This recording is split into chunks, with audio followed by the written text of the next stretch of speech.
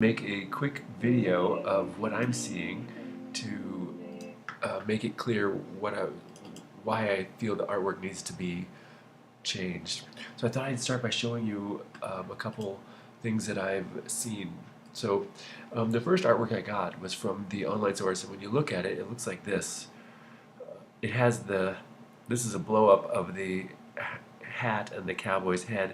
You can see it has these circular areas that are they're angular points in parts that should just be straight curves.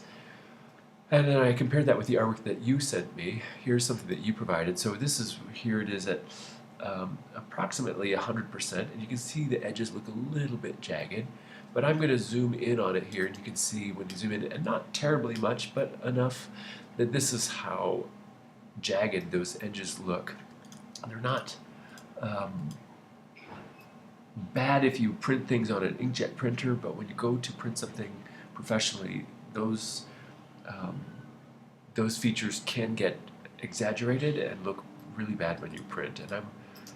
So the other thing I wanted to point out is if you look at this image here, you can see around the nose and the chin that it's kind of got this rounded nose, a little bit of an eye socket there, and the hair.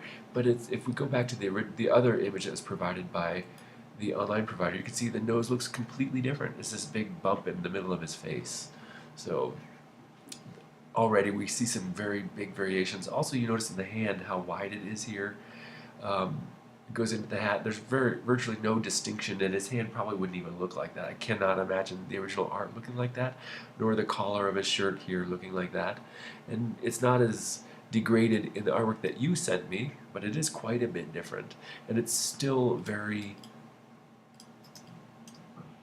It's a silhouette, but the silhouette looks a little bit cheapened by the fact that it looks like shortcuts were made.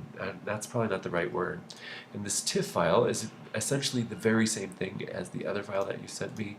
It's just a different way of saving it on the computer.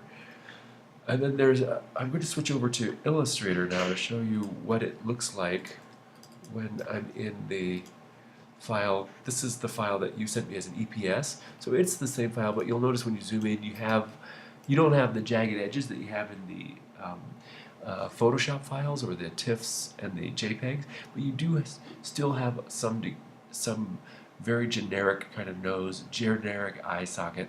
So this is not looking terrible, and the jaggedness of the points is not as bad as the one provided by the online source. This file that you provided is much better, but it's still, the hand is very wide, and I'm guessing that the original didn't look like that the tail was probably a little bit more defined, had more definition that was characteristic of a better drawing. And one of the things telltale signs that this has been vectorized by somebody that didn't take a lot of care doing it is this little kind of detail right here that we can see. We've got this fly out right there, which I cannot imagine was in the original. And I don't think the tail was like this either.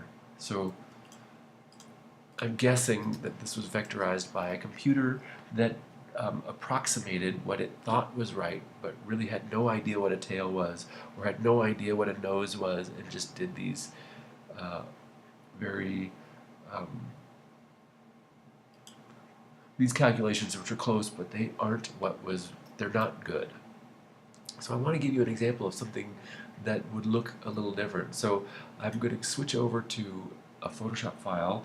It's a photo, and I want to show you the photo that I was given, and it looks like this. So here we have a picture of a girl with her horse on a buck rail fence. And I was asked to vectorize that art so that it would look good. So I'll just switch back over to Illustrator. So here I have the same photo. I don't know why it's not. Oh, here it is. So here's the photo. I made it more contrasty so I could see it better, and then I started outlining each different part of that photo. And I don't know if you can see this, but what I did is let me turn the photo off. I started outlining the photo, the different parts, and I tried to make it, it's graphic. They are just lines, but they're close. You don't, like in these arcs, you don't have flyaway little points that indicate that a computer did it. And so when you finish, you actually get an image that is pretty true to the image that it's overlaying, that it was mimicking. So it takes a lot of work. So a lot of people don't like to do that if they can get the computer to do it. But when you have the computer do it, it just looks, as we saw in those others, you get on rounded lines, you get points, you get areas that just do not represent what was in the original. So and then when you use this, it doesn't matter what you do to it, it will always be, when you get these vectors that you take painstakingly taking the time to make, it doesn't matter how you save them, they're going to look beautiful like this, which is what I'd like to do for the BHnR logo, but I would like to have the original document that it was created from, something like the photo or the original silhouette, the original poster, something that would make it the legacy of that logo, which is very cool, so that it can represent what it was originally at.